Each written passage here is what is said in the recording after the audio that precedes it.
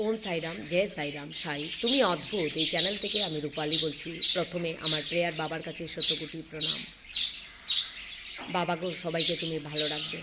তাই বাবাকে আমরা কিভাবে পাবো? এদের মধ্যেই আমরা বাবাকে খুঁজে পাবো। কখন বাবা আমাদের দরজাতে আসবে আর আমাদের হাতের খাওয়া খেয়ে বাবা চলে যাবেন। তাই বাবার শিক্ষার উপরে আমরা চলব।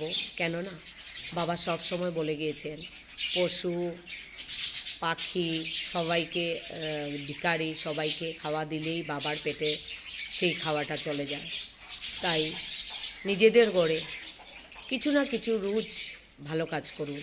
আমি যেভাবে আমার ঘরে ওদের জন্য একটা জায়গা বানিয়ে নিয়েছি, ওরা রোজ মনের আনন্দেতে আসে, খেয়ে যায়।